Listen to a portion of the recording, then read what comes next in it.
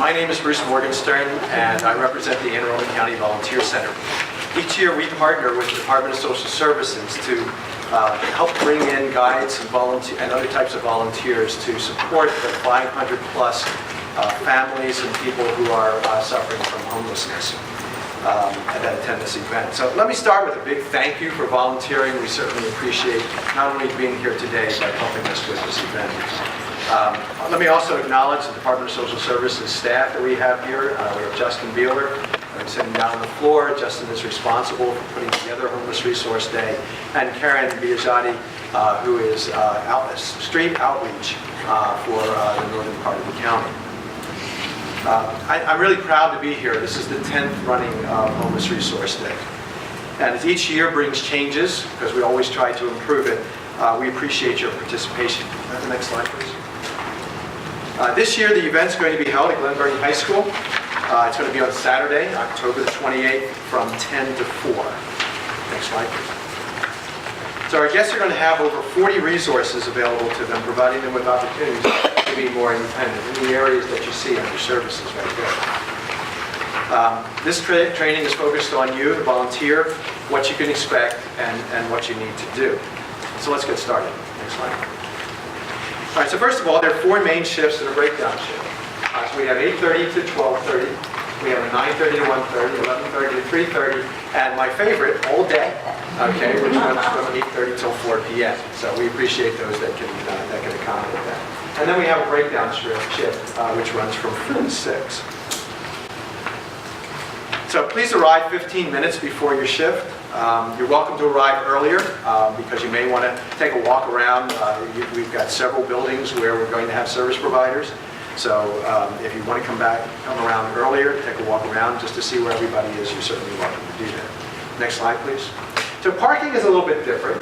Parking is not going to be on site. It's going to be at the Glen Burnie parking garage. This garage is located next to 7480 Baltimore-Annapolis Boulevard. It's approximately 1 block in from Route 2 on Baltimore-Annapolis. Parking is free and it's easily accessible, and we're going to have a shuttle, and the shuttle is going to be right at that entranceway, right where you drive in, and it's going to be a round loop shuttle, so we're expecting it to pick up people approximately every 10 minutes. So factor in that extra time when you're figuring out when to arrive. And by the way, that shuttle will start approximately at 8 a.m. So next slide, please. And where the shuttle will drop you off is right there at volunteer registration. All right, next slide. And when you get there, you're going to be greeted, directed to registration, and receive your Homeless Resource Day t-shirt. It's going to be a little different than the one on the picture. Now it's a powder blue, is that right? Something like that. But a very nice shade of blue. And what you want to consider is that you're going to probably be wearing this t-shirt on top of your other clothing. So obviously take a look at the weather, see what it's going to be, but dress accordingly because you're going to be in layers. The other thing is, again, we don't know what the weather's going to be. So you may be coming with a light jacket or even a heavier jacket or something like that. We don't really have any place for you to store your clothing that is secure. We are going to have a room where we're handing out t-shirts that is going to be monitored most of the time. So you're welcome to leave it, but we just can't guarantee anything. The other thing that you want to consider is that this is a large campus, Glen Burnie High School, and you are going to be having to go outside. So you may, if it's a light jacket, you may want to be carrying it with you so that you can put it on as you go between buildings. So once you have your t-shirt, a greeter is going to direct you to guest registration in the adjacent. And so you can see that it's really connected. There's a doorway between where you are in volunteer registration and guest registration. At guest registration, you're going to be paired with a guest. Please remember that we can't really predict how many guests are going to come and exactly at what time. So there may be some periods of time when you're going to be waiting for a guest, and we appreciate your patience and your flexibility.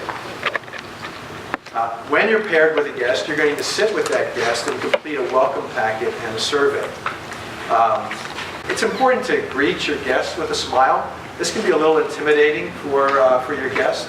In some cases, this is going to be the first time that they're at an event like this. It may be the first time that they're experiencing homelessness. So make them feel comfortable by greeting them properly. Let them know you're there to help them and that you're going to help guide them through the event. And spend a few minutes getting to know them a little bit. Introduce yourself, but please introduce yourself with your first name only. Okay? Next slide, please. The first form you're going to, in your welcome packet, is going to be your guest survey. This is the top of the form. So note that all the questions are confidential on the survey. And if a client refuses to answer a question, that's okay. All right, just move on to the next question. The only critical questions that must be answered on this form are the person's full name and their date of birth. The reason that we have this survey is to help you understand what needs your guests are going to have. So the layout is a series of questions, yes and no, and check boxes to help identify the needs. So if the client answers yes to a question, then you're going to check it off not only on this survey, but also on a guest checklist, which I'm going to show you momentarily. So complete the form as much as possible. Why this is really important is the Department of Social Services uses this data to help them understand the demographics of the people that they serve. So it's important to try to collect things like race and ethnicity and gender, and very important to document any children that the families might bring. And again, the reasoning behind this is the Department of Social Services has to calculate from these surveys how many people attended, and especially children. And what that does is that helps them with their grant process to get the kind of dollars that they need to help provide the services to the homeless that they support. So the form is pretty straightforward, but I'm going to go over it anyway. I mentioned to you that we're looking for name, last name, first name, middle initial. Check whether they're male or female, date of birth. When it gets to race or ethnicity, some people can be sensitive. And there's no right or wrong way to ask about it, but one thing you might say is what ethnicity or what race do you consider yourself, if for some reason you're not 100% sure. And you just want to do it in the most sensitive way possible, because we have people of many different races or race mixes, and we want to be sure that they're comfortable with the questions that you're asking. And if they don't want to answer the question, that's okay. Social Security number, we're asking them to provide the last 4 digits of the Social Security number. They're going to need this for identification anyway. We'd like to capture it on this form. We ask if they have served in the military, yes or no. And if yes, then you're going to check the box for veterans. So this is the first indication where you're checking a service. When you check veterans here, when I get to the next slide, you're going to see that there's a companion box on the guest checklist that you're going to check as well. And then list any children, first, last name, and date of birth. We don't want to make assumptions. This could be a grandparent with grandchildren. The last names may not be the same as the person or the adult that you're talking to. So please get first and last names for each of the children and their date of birth so we understand what ages they have. Next slide, please. You're also going to be given a guest checklist. So on the first slide, I showed you that if they served in the military, you're going to check off veterans. You'll also check it off here in the to visit column.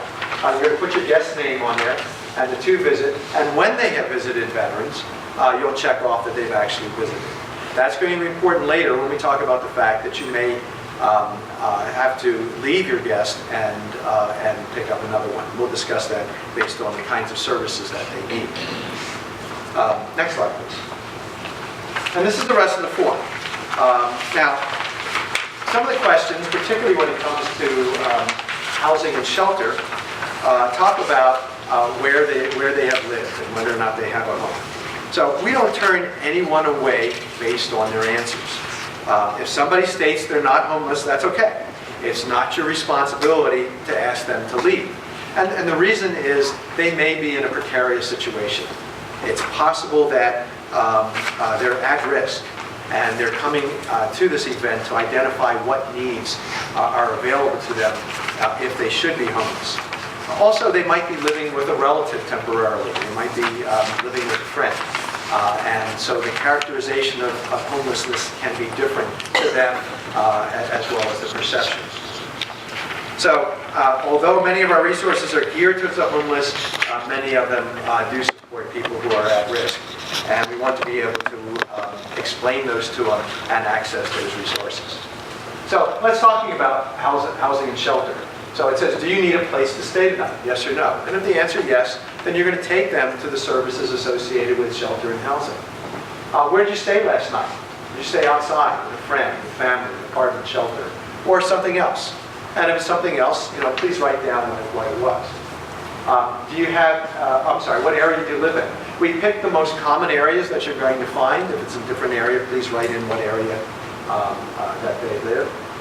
Do you have an eviction notice or utility turn-off? Yes or no? We do have people there who are going to help with eviction prevention. And do you need to apply for or follow up with public housing or Section 8, which is reduced rent type housing? And we'll have people that can support shelters or housing. You'll notice also that we do provide haircuts during the service. For those of you who've been here before, it's a great service that's offered. If they say yes, then you'll check off haircuts and you'll check that off on the guest checklist. The lines can get pretty long for haircuts, so that's a consideration in terms of how you guide your guests through the process. Okay. So identification is the greatest need for the homeless population. Can we go to the next slide, please? Okay, identification is located in the, essentially to the top of the screen. Remember where you're starting. You're starting with guest registration, and then you would be heading up to identification. So many of your guests are going to need either a birth certificate, a state ID, or a social security card. And some of them are going to need all three. Next slide, please. So for state ID, the guest needs to provide a social security card, a birth certificate, an ID letter. And they can get the ID letter from the identification location within Homeless Resource Network. Some need a social security card. So your guest needs either a state ID or a medical record with your date of birth on it. And for a birth certificate, the guest needs a letter, which they can also get at identification or a state ID. Excuse me. So, look, we try to accommodate every guest. We want to get them everything they possibly need, but sometimes it's not possible. So you need to understand that. They'll need to understand that as well. Now, if a person is born in the state of Maryland and needs a birth certificate, please have the guest sign the birth certificate form. Can I have the next slide, please? This is also included in your package. All you need them to do during your initial survey is have them to sign, which is down at the bottom. Okay, the rest is going to be completed at identification. Next slide, please. Now, many guides will have to take their guests to identification. So please note the following. Due to federal regulations, a state ID and a social security card must be mailed to the individual. They will not be able to get physical copies at Homeless Resource Network. So in order to get these things, there will be shuttles available to take the guests to Social Security Administration if they need to follow for disability or retirement income, and to the Motor Vehicles Administration if they need a state ID. The shuttles stop at 1 p.m. That's very, very important to know.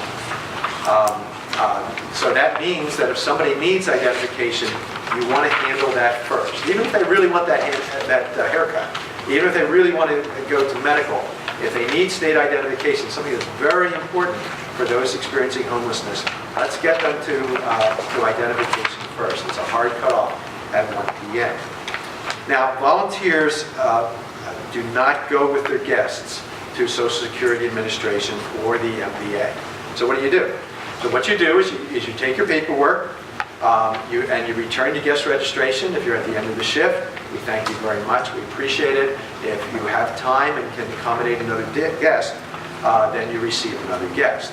And so you bring back the paperwork so that somebody else can pick up when that guest returns from either Social Security or Motor Vehicle Administration. So support documentation is needed to apply for identification.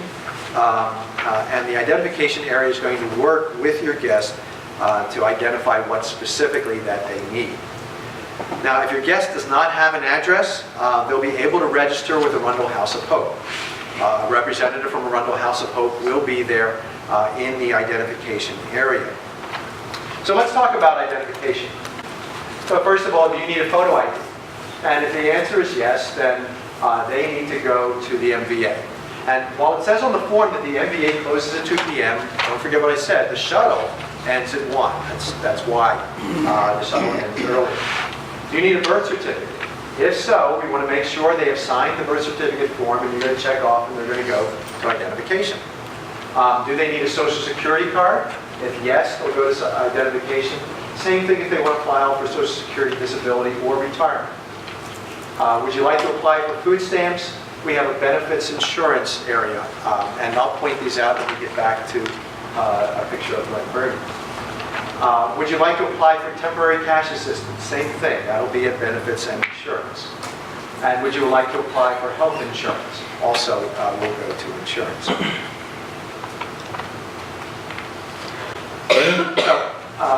as a guide, it's not your responsibility to advocate for your guest. If your guest is having issues with a particular service provider, then you can reach out to an event coordinator for advice or support. Next slide, please. So your event coordinator is identified by a red, long-sleeve, homeless resource day shirt. Looks just like this, or this incredible guy that's in the center of the picture, and also something like that. Event coordinators are going to be positioned in each area. So medical is the second largest part of the event. At a minimum, we're going to have doctors, mental health professionals, dentists, vision screening, and podiatrists. If a person has a medical need or a concern, you're going to bring them to the medical area. This area of the event is different from the rest. So you can see that the medical area is in the building just to the left of guest registration. And while we're on here, where it says legal and benefits, that also includes insurance. Okay, so those are the main buildings that we're going to be using. And the next slide, please. So the medical area is located in the media lobby. And I know that doesn't look like a media lobby. This is a picture from last year where it was held in a gym. So next slide, please. When you enter the media lobby, you're going to be greeted with volunteers that will help you triage your guests. Alcoholics Anonymous and Narcotics Anonymous are also offered in the medical area. Now, for privacy reasons, we ask that you not go through the medical area with your guest. You can wait for them. There's a waiting area that you can stay in. Or you can take a break, and you can agree to meet them when they're finished. The medical area also has a children's area. If your guest has children, they can go to the children's area for activities. We'll have somebody who's monitoring that while their parent or guardian is receiving medical services. Now, please note, this isn't childcare, all right? So you and your guest will need to take the children with you when the guest is done. Count the children. If they brought 2, you have to take 2 out, preferably the 2 that you brought in. Okay? So, all right. So we wanted to talk about identification medical, but now we need to get back to the guest. So in the medical area, we're down here at this point. Do you have any health conditions or concerns? Yes, then obviously you're going to take them to health and medical. Do you need screening for various services? And they list things like mental health, blood pressure, vision, dental, podiatry, substance use, blood sugars, and all of those you would take them to health and medical. Do you have concerns about domestic violence? Family services will be available also. And would you like to attend or get information on AA or NA meetings? So the AA meetings are going to be held at 11 a.m. And the NA, or Narcotics Anonymous meetings, are going to be held at 2. And they will be done in a private area in the health and medical area. So there's also a couple of other areas. Employment and education. If they want to update a resume or look for a job, there are people there that are going to be able to help them with employment. If they want to learn about getting a GED or going to college, or if they have school enrollment questions for their children, we have an education area. If you have children less than 5 years old, family services are available to possibly help you. And then the legal area, if you have any legal questions, we have some legal support. And if you want to try to apply for a cell phone, we have a cell phone area as well. Okay, next slide, please. So also in your packet is a confidentiality statement. We would like the guests to sign that. If they are uncomfortable signing it, it's okay. Don't worry about it, just move on to the next thing. So now you've completed the guest survey, and you've got a guest checklist. So and the guest has signed the birth certificate form if they need one. So what you need to do now is turn the guest survey in at the forms table. You're not going to be taking it with you. The forms table is going to be located at guest registration. What you're going to be taking is your guest checklist, which tells you all the different places that your guest needs to go. Now, please remember, due to confidentiality, you don't want to leave the guest surveys anywhere, because that was a lot of personal information that you collected from your guests. So make sure you completed it so you know where to guide your guest from the guest checklist. And we'll make it easy. We'll give you a clipboard, we'll give you a pen to make it easier for you to take notes as well as complete the paperwork. And as you notice, at Glen Burnie High School, we have multiple buildings that house the various resources. So I'm going to show you a couple of slides. They're not from Glen Burnie, so it's not going to look exactly like this, but it's going to show you what the event kind of looks like for those of you who might be new. So this gives you an idea where we have a number of service providers, because remember, we're talking about 40 service providers for the various kinds of services that we mentioned before. And so they'll be set up in tables, and you'll be able to walk along and help your guests navigate through those. And the next one, please. There's just another view. This was an auditorium view where we had identification in a previous homeless resource day. Okay, next slide. So, if you feel lost or overwhelmed, because we're talking about multiple buildings and lots of people and all that kind of stuff, we will have information tables throughout the event, as well as event coordinators in red, long sleeve, homeless resource day shirts, waiting to answer your questions as I model. Okay? We're not going to leave you alone here. Next slide, please. So here's another view of the Glen Burnie campus. I mentioned to you all the different buildings that are there. Now, so we're talking about, these are not huge distances, but for somebody who has some challenges in walking, and some of our guests that are experiencing homelessness might fall into that category, there are some wheelchairs that are available. So we can accommodate the guest. The question is, can we accommodate you? So if you think it's going to be challenging for you to push your guest in a wheelchair, there's no problem at all. Just let somebody know, and we'll reassign you to a different guest and provide that guest with a different guide. Also note, we pair volunteer guides, one per adult guest. So even if a family comes in, there'll be one or two family members will provide them with two guides to navigate them through the area. Next slide, please. Lunch. Okay, lunch is served in the cafeteria. Everyone, including volunteer guides, are invited to lunch. Lunch is served from 11:30 to 2. And we ask you to please sit with your guests during lunch. And we're happy to announce that the Lighthouse is providing lunch through their Building Employment Success Training, or BEST program, and we really appreciate their participation. Food is also available in the morning. The alarmers, these are amazing people. They will have their food truck outside the entrance, and they will have things like coffee and pastries and maybe some small sandwiches. Next slide, please. Okay, although we don't anticipate any type of emergency situation, if one does occur, you'll need to report the emergency to an event coordinator in a red, long sleeve, homeless resource day t-shirt. They'll have radios that are connected to emergency management who will call an ambulance if one is needed or be able to intervene as necessary. We are also going to have undercover police in the building, and they'll be wearing blue or white hats. Typically, there's never any issue that we have to deal with. Now, when your guest and your guests have completed everything they needed to do, you can take them to the event exit. This year's event, the event exit you can see is at the end where identification is. Each person will be, this year's event will not have food bags. The reason we say that is because if you've been to previous ones, you know that's something we normally supply. But they are going to get a bag lunch, and they are going to get some toiletry items. When you say goodbye to your guests, please don't provide them cash and don't provide them contact information. It's important to establish boundaries. It happens. You make a connection. These people are wonderful people that have hit a bad string of luck, and you will definitely feel sympathetic and empathetic, but please maintain some boundaries. Now, if you still have time left in your shift, we'd love for you to go back to guest registration and pick up another guest. If your shift is over, you're certainly welcome to leave. Now, if for any reason you have a personal situation where you have to leave early and you still have a guest, what we ask that you do is bring your guest back to guest registration or find an event coordinator in a red long sleeve. Can I show it again? Homeless Resource Day shirt. Okay, just like this. Okay. And we will help you, I promise. All right, so setup.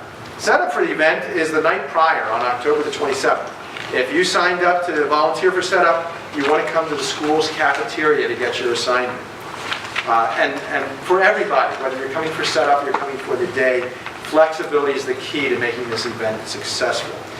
We really appreciate your support, and one more time, I want to say thanks for volunteering. So before I finish up, what I want to do is I want to reintroduce Karen Biagiotti. And she's going to talk to you a little bit more about what to expect about the guests that are part of this event. So Karen? So I'm Karen Biagiotti, and I work for Department of Social Services, and my title is Street Outreach Coordinator. So what that means for me is that every day I go out into the streets, into the campsites, into the woods, and meet people where they are at, where they're living, and try to bring services to them. So some of the people that you might walk around with might already have their ID or social security card or something like that, because that's what we're now trying to do, is meet people where they are. The folks that you'll be partnered with, especially the ones that live in the streets, I want to try to, I don't know the right word to, not to characterize people. I think all of us have preset judgments or notions in our head that when someone says the word homeless, the picture that you already pull up in your head. The first thing that I just want everyone to really keep in mind is that first and foremost, they're people. Homeless is an adjective. Homeless is their situation. It is not who they are. They're just like anyone else in our community. They are a part of our community. They go to our churches, they go to our libraries, they are in restaurants. So they're everyday people who have fallen on some really hard times. So you want to treat them like you would any other stranger that you just met. To remember their names or call them by their names throughout the time that you spend with them really puts a smile on their face. Because in their minds, you know, they'll sit back and go, oh, maybe this person does care because they are calling me by my name. They're remembering my name. Maybe they'll tell you a story about a family member or a child, and you can talk a little more with them about that. They have histories and stories, and they're more than happy to share them with you if you want to take the time to actually, you know, listen to them. It gives people great dignity to be able to have a conversation one-on-one with someone, and your genuineness will really come across to them. So I guess what I'm really just trying to say is there's really no reason to be fearful of anyone that you're working with. Just know that they're just people that have fallen on hard times. That's good. That's good. And I'll be the first one to tell you, the first Homeless Resource Day that I attended, I did have preconceived notions, and there I am in shock looking at young families with kids who are just experiencing a hard time, and it's why I've been back year after year to help support this event. So again, one more time, thank you so much. So if you have any questions, you can contact Justin. There's his telephone number and his email address. Our goal is for all of you to be volunteer guides, but having listened to this, it may not be for everyone. So if you're uncomfortable based on what we've told you, there are other volunteer opportunities at the event. We'd love to have you support us in another way. And if that's the case, please just notify Justin and he'll be happy to come up with something. So a couple more things. Each person that's completed this training is going to have to complete a quick questionnaire and sign an oath and liability form. Once completed, these forms have to be emailed or faxed to Justin. And if you're unable to print these documents, we'll need you to do them at volunteer registration. But volunteer registration can be kind of hectic, so it's a great idea if you can finish these beforehand.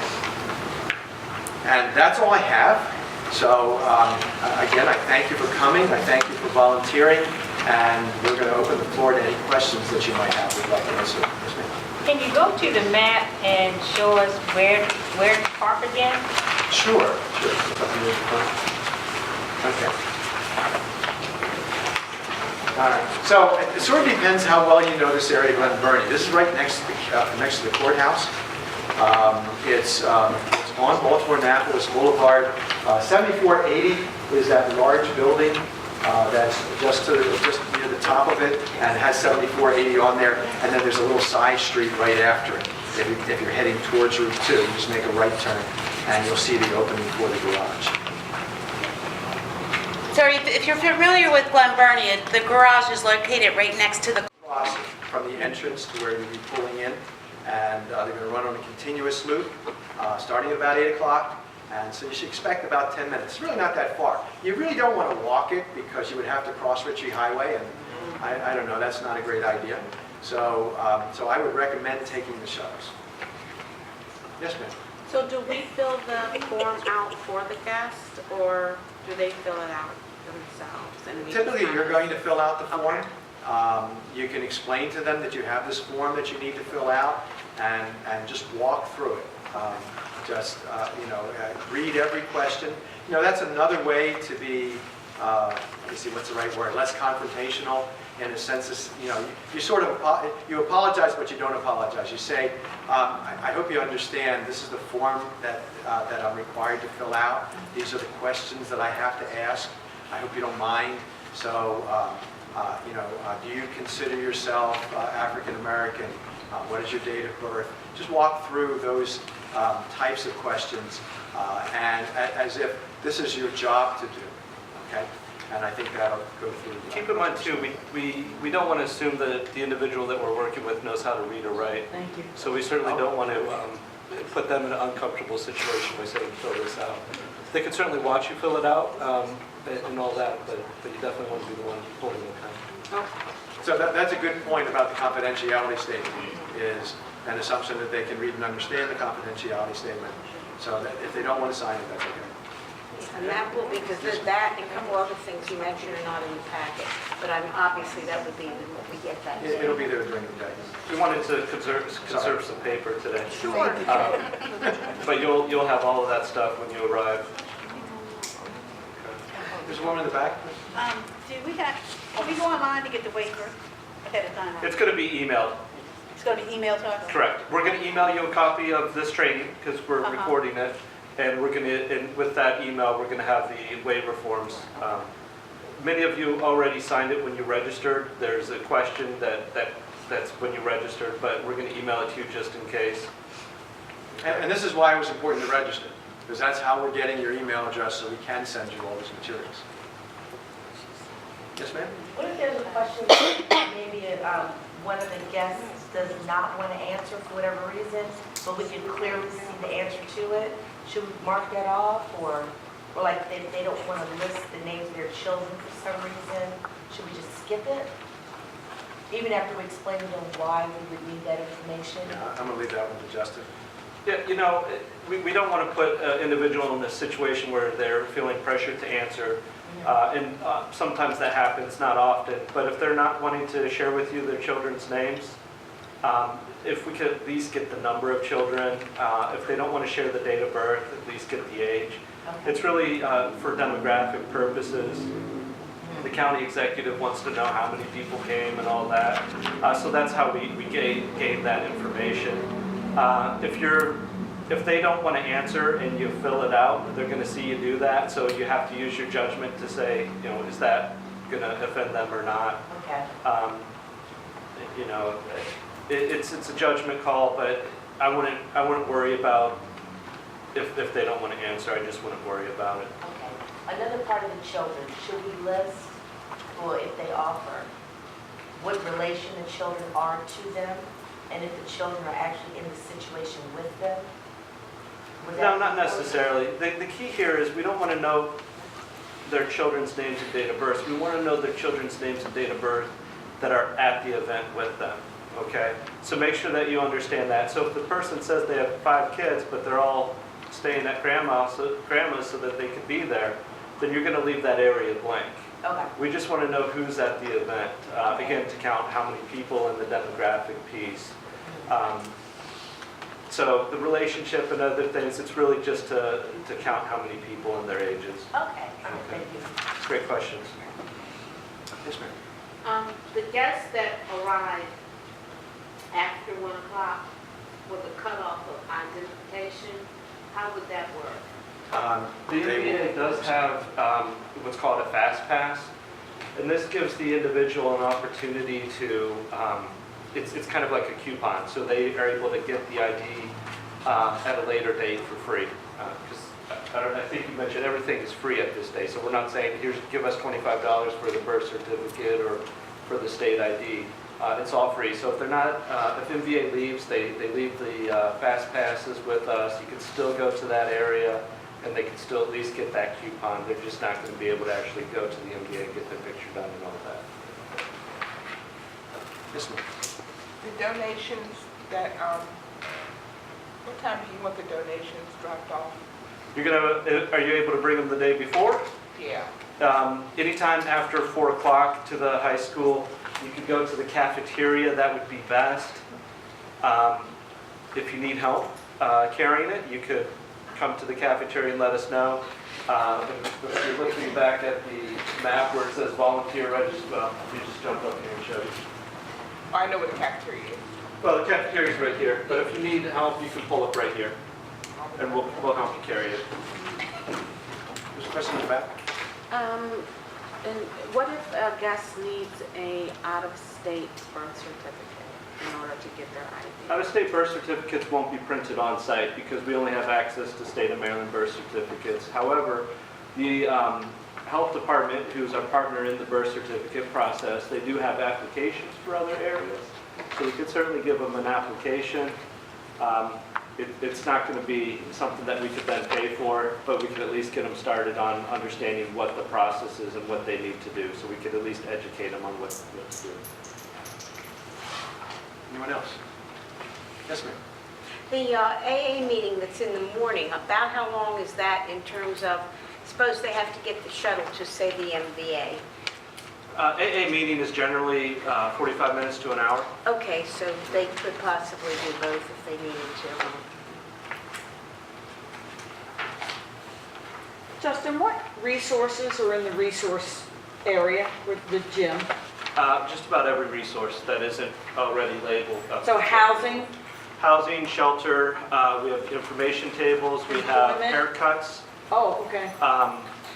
Department of Aging and Disabilities, we have transportation, transportation provider, the family services, the veteran services, employment, education, cell phones, yeah, majority. And when you come to the event, we're going to have more maps than what you see in front of you. The maps are going to show what's on the inside of each building. So if you are wondering, oh, what's in Resource Gym, you'll be able to look at it and get an idea of what's in there. And again, if you have questions while you're at the event, there's going to be a lot of people there to help you.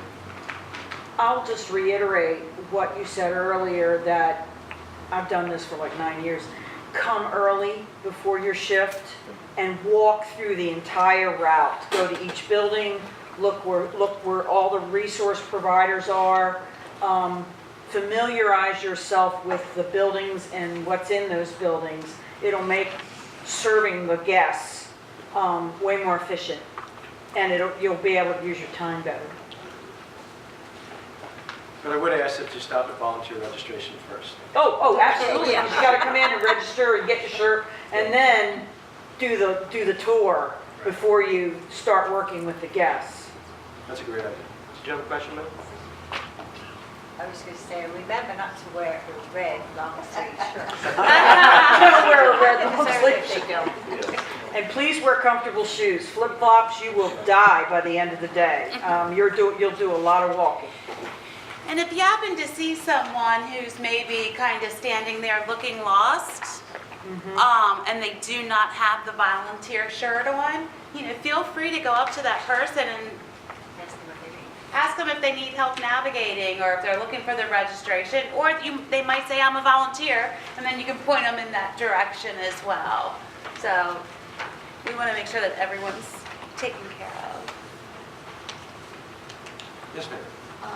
On this sheet, the schedule, it has that the AA meeting is 10:30. That's a typo. We've made a change Oh. more recently. Okay, that's, In years past, the event started a little bit earlier. Since it's starting a little bit later this year, we pushed back the AA meeting, and we just didn't get a chance to update this.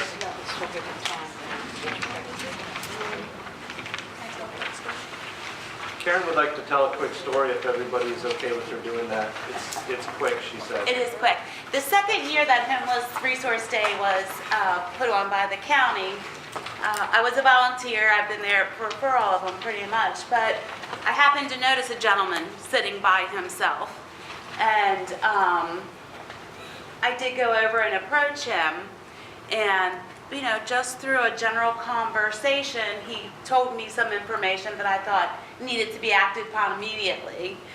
But through that 2-minute conversation that I had with this guy, that day we were able to get him into a crisis bed and into a detox center for treatment, for alcohol addiction, for treatment. That gentleman graduated that program, went into one of Arundel House of Hope's homes, gained employment, drives a truck for Wagner's here in Glen Burnie. He reconnected with his children, and he is doing absolutely fantastic. And this is 8 years later, and he still is doing really great stuff, and I do attribute his success to the Resource Day because of the providers that were there. So sometimes, people might tell you something that you might feel a certain way about, or you pick up on something. So, find that provider who you think will be most helpful, or find someone in a Red shirt. and ask them for help. So anyway, thank you very much for coming this evening. Thank you for volunteering, and I look forward to seeing you, she's still in my line, because I'll be wearing the red